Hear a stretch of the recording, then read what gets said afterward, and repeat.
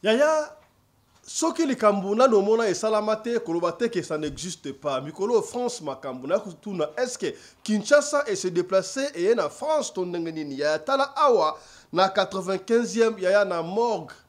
Morgue ya leli mbala liboso jeune fille oyo asa na morgue yaya ayoki cadavre zali koloba ko sokola ngaite ngaba sokola kangaite likambu ya somo tuila muzi ya zaza akasi lokola muninga na inzo kezaki muninga te ebembe zali koloba asokola ete somo yango tokosola awa na émission ya lelo.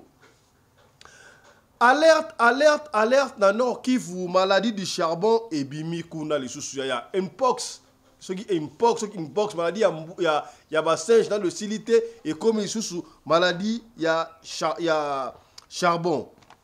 Et donc se transmettre na bat o balingara mingi ko sangana na bambwa ko simba bambwa ko tambwa na bambwa to na ba animal maladie ils se transmettre ndengo wana sala attention au to lobakite to lobito ko songela yango kaka na émission ya lelo na commune ya Kimbancheke pasteur abukile ki na eminu likolo ya carte mémoire o likambo ya somo boye ba pasteur boko silisa biso na makambo donc solo yango awa na émission ya lelo. Ndeko mwasi pe ya mobali poso ya nzoto ezali moko ya ba 5 organes d'essence to sengeli kobatela. Sur le trône du cosmétique, il n'y a qu'un seul monarque, la fondation Guylaine Les Bourgeois. Mes amis, je vous prie de bien vouloir utiliser le lait de beauté Déborah, le lait de beauté aux extraits de plantes naturelles, le lait de beauté qui élimine de taches noires, de vergetures, de tampons, le lait de beauté Déborah à utiliser matin et soir. Lait de beauté Déborah, il y a un déquilé. La fondation Guylaine Les Bourgeois, Nzambe à l'Oposo. Le lait de beauté Déborah, assimilable aux peaux brunes et café au lait. Lait de beauté Déborah, azo bengana tache noire, cicatrice, tampon, cancer de peau. Très sûr, rapide et surtout sans hydroquinone. À appliquer matin et soir pour un résultat sans pareil. Ah, Fondation GLB, na pesa yonini. Fondation GLB, zonga kizamba, ekota ki libinja, basoko, mandaka, mata, basangu, tine yali, poani, koluka njete, esa na bino nini, Déborah. Mafuta Déborah, esa mi la plante naturelle. Mafuta Déborah, ekati bango baoba. Mafuta Déborah, ekati, kata, bao. Mafuta Déborah, suka mafuta. Nos contacts sont disponibles pour toute l'Europe, Irlande, plus 35 38 99 76 66 97. Dubaï, plus 97 15 51 94 85 84. Angola, plus 244 93 66 71 753. Brazzaville la verte, plus 242 05 09 29 237. Pour Kinshasa, trouvez-nous sur Boulevard Lumumba, en face de la Régie des Eaux, référence Pont Mayangili. Téléphone plus 243 85 46 86 411. Ngena bino simbali sakanya. Mafuta Deborah kilelo.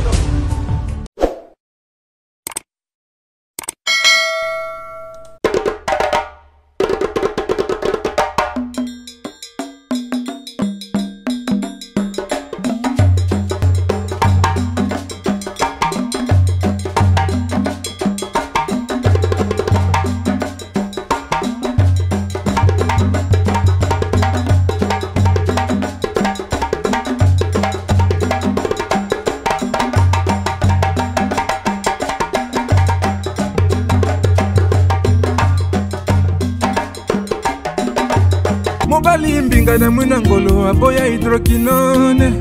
Soki ezotambola basheri bazokwea mayanga. Na retrouver douce tendresse affection. Mbote na bino bandeko balandi ya radio de télévision bisika nyos to bozwami. Merci na confiance pe fidélité bozali ko pesa programme oyo radio lokole masolo et pa wapi to kuta ka chaque fois pona ko solo la makambo tali koleka na communauté na biso africaine mingi biso batu oyo to lobaka lingala kombo na ngai Fiston Pelende tata ya Sedek to ko na mingi te pour la deuxième session oyo ya émission na biso ya lelo to na lombango ko betela le solo rapidement et puis ko annoncer que alerte bandeko na biso bazali na province ya Nord Kivu tout ça attention parce que maladie du charbon et Kotibongo na Nord Kivu. Comme on a Fiston Pelende. Ceux qui mbali boso yo tala biso to sengi na yo o s'abonner, ceux qui o s'abonner ko boso na te ko fina cloche ya notification pour na orataka ba programme na biso ata soki mu kete to ali ko bonde la yo tongo midi poko ya soki o s'abonner kende pe na deuxième chaîne na biso Afrique Masolo TV s'abonner kuna soko s'abonner kuna okeli susu na TikTok obeti Fiston Pelende pour na o follow ba action to makambunyo solo bakape kuna na TikTok. Voilà. Ya na utako bango ne bandeli awa makambo sala mana mokili oyo soki ba ebisi yo okante lokola lokuta. Soki na le kambuana ba ebisi yo okango okante lokola lokuta kaka soki okuta nango okomona kere mokili oyo eza makambo. Solange, jeune fille comme on a Solange. Solange azali congolaise ya Brazzaville. Akena na potokala ezalaka dream na ye. Na yeso zaki dream na eto nini miya lingaki asala bongo na morgue. Oui, parce que soki ba morgue bazate ba nani ba kobanda ko sokola bibembe. Soki ba morgue bazate ba nani ba utalaka bibembe. Ya batu ebele oyo mutu na mutu asala musala oyo ase santaka à l'aise. Alors, pour la jeune fille oyo Solange, ye abandé ko sa na morgue moko na Paris, précisément en France, na Paris, alors, na 95. Ye après que ça va coroner au sana morgue wana, mbala liboso akendaki ko sana morgue, otaka kombo ya morgue wante, kombo ya hôpital wante, mais azalaki na collègue na ye. Azalaki na collègue na ye. Pendant que bazo sokola et bembe, collègue na ye abimi, azalaki na tea time, akei à déjeuner moi moukier et puis azonga.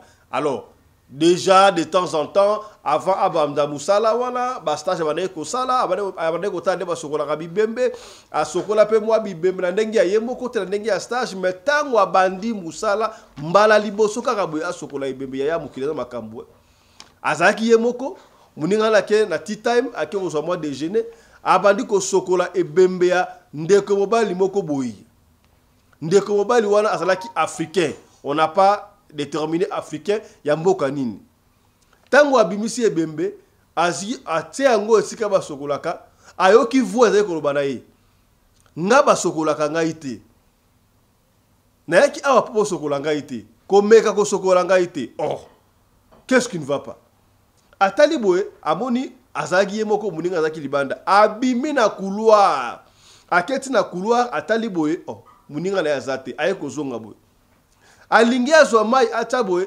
voie lobino ko na yebisi ko sokola ngai te. Mais qu'est-ce qui se passe ici? Qu'est-ce qui se passe ici?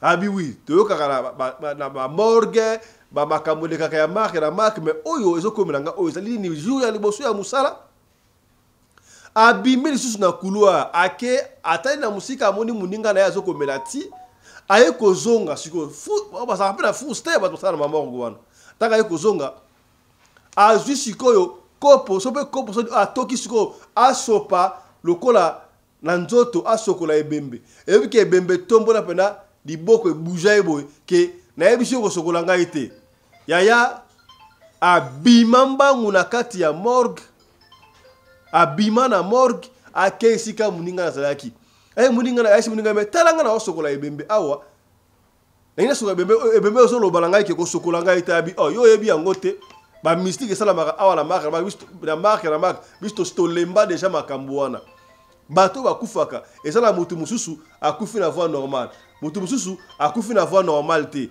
donc mutu na mutu sana ndenge na ye oya kufelaka akufi na voie normale te donc mutu mususu akufi na kanda mutu na mutu sana ndenge na ye donc ezopesa mwa mutu ko soya ko sakana te makambo oyo voilà ndeko yo banda jour wana atiki musala asala susu musala te atika na ye akenda yango apesa papa visto ngai na sala na morgue en tout cas morgue na kotika na suko sala morgue te moi bakura mikemika soki ya morgue wana ezande boy somo disolo ya mukuse yango yaya bato basala na bona betela bino disolo ndeko ba betela ngai abana ko sala morgue moko songo na Johannesburg ba mona kama makambu ya marque na marque oyo bato bayaka kuna bayako somba maya bibembe surtout ba pasteur bayako somba maya bibembe banganga basomba ka maya bibembe on tunaka maya bibembe on salaka ndenge nini ote mai oyo salaka nde basokolaka ebembe na mai wana ba mai tangaka wana soko si yango ezalaka soko na ba puissance soki pe ya nini on ne sait pas est-ce que yango nde kona boya ki basokola pa longo na puissance na ye tala kutseki tala kumamba ndeko wala sana morgue na ko yebisa ngai boy tokofanda boy surtout ba chef ya morgue okomona basaka mingi na morgue basala kana ba 5e moko on dirait ba leka robot mo mukio comprendre te abi tumana wasana rob na morgue boy abi zaka na mutu moko mona mutu ana soka ye yaba na ko zoka ba jeune fille o ba uti ko kufa 2-3 jours et bembe ba jeune fille moins de 23 ans akozo ebembe wana akenango asali 3 jours après kozongisa ngo azo ebembe muso akenango wana na Afrique du Sud na Johannesburg ndeko anda betela ngai abito sokola bebembe okomona soki ebembe mususu omona ozo sokola ngo boy omona epiclé aboko tombola liboko parce qu'il faut pas dresser très bien côté de cercueil okomona aboko tombola liboko yo il faut saka il faut loba okomona msubu omona pe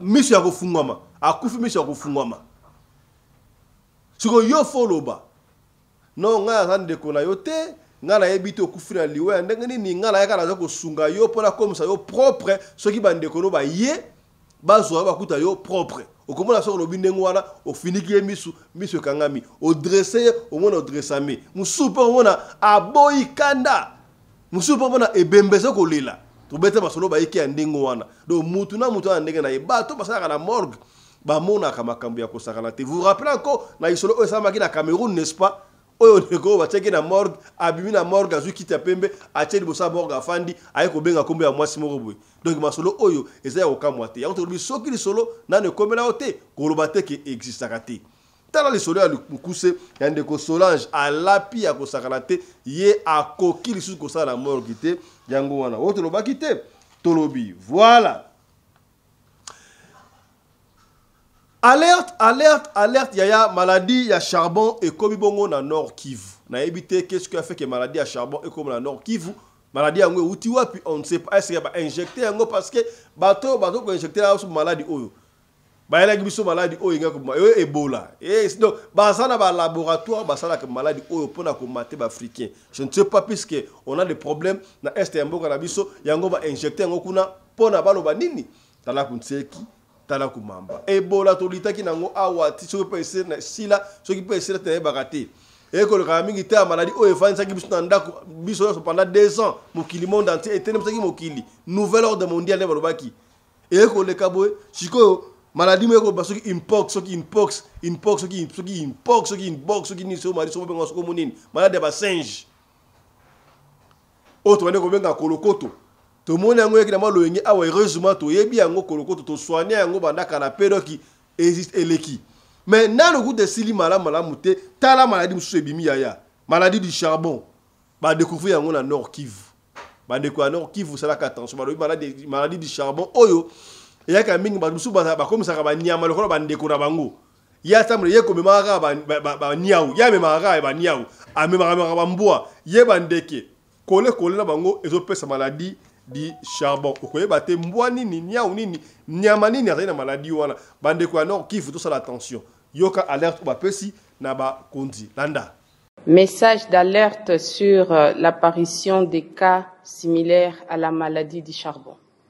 Chère population de la province du Nord Kivu, pendant que la province du Nord Kivu se mobilise pour mettre fin à l'épidémie de la Mpox, je vous alerte sur les risques d'apparition d'une maladie dite anthrax, aussi appelée fièvre charbonneuse, dans notre province du Nord Kivu. L'anthrax est une maladie aiguë et infectieuse causée par une bactérie qu'on peut retrouver dans le sol. Cette maladie affecte particulièrement les animaux, mais elle touche et tue également les humains. Chez les humains, l'anthrax se transmet de 3 manières. Une, par la voie cutanée. La contamination se produit durant la manipulation d'animaux ou des produits d'origine animale contenant des spores. 2. Par la voie digestive, à l'occasion de l'ingestion des spores en consommant la viande d'un animal mort ou des produits d'origine animale infectés. 3. Par la voie respiratoire, à l'occasion de l'inhalation des spores. Chère population, cette maladie dangereuse se manifeste de différentes manières selon la voie d'entrée des spores. Après contact cutané, elle se manifeste par des papules et des vésicules. Après inhalation des spores, elle se manifeste par la fièvre, le mal de gorge, les douleurs généralisées, la fatigue, la toux et les difficultés respiratoires. Après consommation d'une viande contaminée, elle se manifeste par des douleurs abdominales et une diarrhée sanguinolente. Chers membres des ménages, pour se prévenir de l'anthrax, il faut éviter de toucher ou de consommer la viande d'animaux malades ou morts, appliquer systématiquement les bonnes pratiques d'hygiène telles que le lavage régulier de mains au savon, la décontamination et la désinfection des locaux, des surfaces et des matériels souillés. J'invite donc tout un chacun au respect de ces mesures afin de se prévenir contre cette maladie dangereuse. En cas de manifestation de l'un de ces signes chez un membre de famille, un proche ou un voisin, consultez immédiatement l'établissement de soins de santé le plus proche. Fait à Béni, le 14 avril 2025, le général-major Somo Kakule Évariste, gouverneur de province. Pasteur, bazoko continue ko sala ba scandale lo bata papa Molière ba scandale na République démocratique du Congo. Tokene awa na commune ya Kimbanteke pa wapi tala degré pasteur. Et pas pasteur ba okende ka ya ngai. Bon, to tikolo ba makambo ba province ba tribu wana. Pasteur degré a betale kinaye ya mwasi pona kaka carte sim na ye, memory card, carte mémoire et bungi. akange na katanda kuloko la mwasi na ye akangi kadena nkuba ti abuki ye 4 minutes et peut si passe ya kosakate Kinshasa oyo eza na makambo. Est-ce que ce n'est pas tout le monde qu'on doit appeler pasteur? Regarde nazo ko bendaka bino matoi tongo midi pokwa bino ba pasteur o bozali ba pasteur ou ba pasteur parce que ba vrai pasteur o bazali ko kanisa te ata mutu asala kombo ata vrai pasteur te ba faux ba to tout basala ba kombo wana basa ba faux pasteur 2% ba vrai pasteur. Est-ce que pasteur on peut se permettre ya kobeta mutu beti obeta mutu ko ya carte mémoire obuka yebi sur leki na yo propre passe na mususu oyo otali ko benga ba l'église walesa c'est bon nous on ne juge pas les gens mais walesa bota walesa yé abengani soi-disant pasteur wana na église pour asali makambo ya babe et puis sans pudeur sans honte na église ozolo bala mutu to bengani na église ya to bengani na malembe kende ezala makiona te mais du fait wana est-ce que pasteur walesa yo non ozali saint botu na pasteur walesa pona nini yé akena na Schengen te botu na yé pasteur walesa akena na Schengen te parce que azali mutu malamu azali saint yango na sepel na voici l'homme alobi yango tout haut yo bezo benga na mutu l'église asali mabe yo ozali saint pour ata biblia yango moko loba yango nini que non soki mutu asali mabe au conseiller aboy okene pa ya ba saint ba ancien église aboko yoka obengi communauté ça aboko yoka nde wana bokota na lokola mopagano yo mutu asali mabe tolobi te que pasteur wana si est seulement si makambo ozolo basala ki ya solo parce que église ozo yebi ke basa bato ba mekato ba théâtre les caratro ba église wana ba église ebele tolobi te que wa théâtre et c'est la vraie et c'est la faux mais du fait il y a papa ya mukolo papa o azana mwasi na yena bana responsable otie wana osoko bongisa ka veste osoko lo bana osoko humilier na misu ya batu et pour le ballon bima to bengane ko bengane ti libanda quelle humiliation et puis tu te dis mosali ya nzambia bino borgay ozoko ngo wapi walesa orgueil wana ko zo yango pona nini parce que tu es walesa yaya même biblia obote ya kabiso wana babinini l'humilité précède la gloire soki ya solo zaki mosali na nzambe eke ndeko wana sali mabe okokaki ko humilier ndengo wana te benga e solo na ndenge ya la mia bebe pona ni oyena ngo na télévision tu te rappelles tant que na problème na de nlesi o ni lobaki ndengo wana bon soki sikoyo sali saint walesa o sali pa ya muninga eloba na ngota voici l'homme yo sala ka mabete pona ni okena ka Schengen te bandeko lobi na koya ko sabino pona nini walesa kena na Schengen te et wa bokoye ba siko soki yemo ka sali saint pa benga na batinga bategizo wana ba pasteur on en a marre de vous on en a marre de vous tala siko moko la bino yowana abukile kina emignu na kimbanteke tala image o mudo 6 Tozana commune. Tola commune Kimbanteke na route moka na faire boire. Makambo tozo ka malgré passer azomona na te. Tala minenge ni. Tala mi boye. Leki na mwasi abuzi carte memo. Abuzi carte memo avi leki na mobali. Ye daibe carte memo ne. Asinge carte memo pesa na maleme. Leki na mobali aboko pesa. Et c'est ma discussion. Yana ba okapo ba passer aye. Tout le monde nini. Oh Jérémie a bien carte memo la ngai. Fallait appeler carte memo. Ya ba passer à continuer jeune fille oh vous êtes carte memo la tekenda. Abandi ko beta kengenda. Mwali mtako teza todo buka todo beta. Mutazake. Abeti alongele 4 millions. C'est kangi porte anda kutolo. Akangi porte anda taba za luba azobetika kuna chiluba bizo mweto toyo kezate. Na babuke na millions. Kona ba acte ya boyeta ke pasteur Musa na Nzamba roza lolenge ndenge ni. Asa Musa Nzamba te.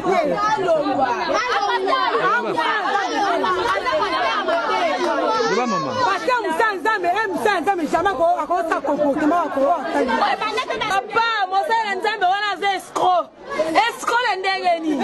Yo za Musa Nzamba maboko likabo Nzamba pesi yo ozobibisa milieu mabe na nzota bato ata degré ya kandango okoki ko buka leki no minu 1 2 3 4 plus ya 5 finalement minu ko ya ndenge nini minu wala kata ndaku bakani parti bazobete ene toyebi lingala wana te papa tala ba azala hôpital armé akwai cadavre keka na boye papa molie memeli kambo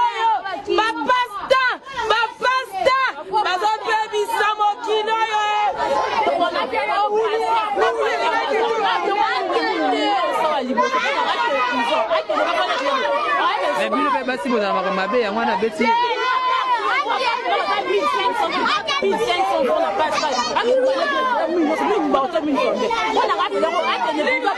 C'est quand on pele qui n'est pas au standard ou likolo ya bali. Na bandeko pasteur ba tsire ba dolanda. Conseil na ngeza bandeko pasteur ba changer.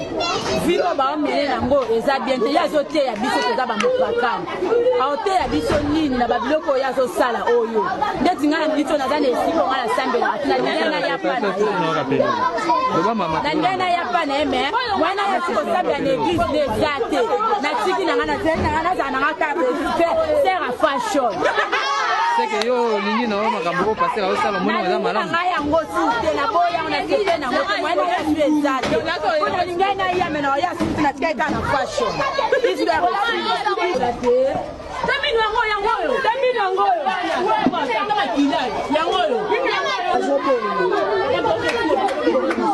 bon, bah pasteur oh de moi lelo. L'église est toni la pasteur comment le kuta. Bah on va tirer biso ko limbi sa bolingo. Mais hier a wande on a bouqué le carte sur moi. Donc il y a pena le mot pena il a la raté. Biso bolingo on va tirer biso ko tirer comme. Parce que take bino batende ko lupango bozala ki était wasoni bozala ki. Akangi porte na nenga kati mako de zate. C'est cadeno to moni wana kanga ki mama nenga kati. Akanga nenga kati abetile ka bouqué 4 minutes après sima abimi akimi. C'est ba mino to mona na makila wana ya wana papa na sali bongo. Papa na sali bongo ba pasteur. Azara pasteur que baza boxer. Papa pasteur donc pas pasteur qui kacha na yekola au mwana so bendenga nini. Aso ande wana. Donc ba tie biso mo mo de la raté.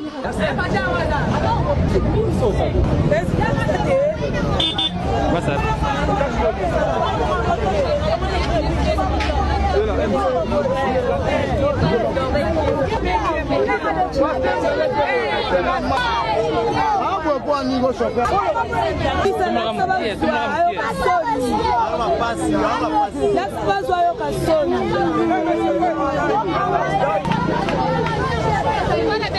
Voilà, bandeko balandi, to suki awa pour la deuxième session nabiso ya lelo, to kutani tout à l'heure là pour la troisième session, il y a émission nabiso ya lelo. Portez-vous bien, santé de fer à tous. Hein. Chap chap. Et tchara.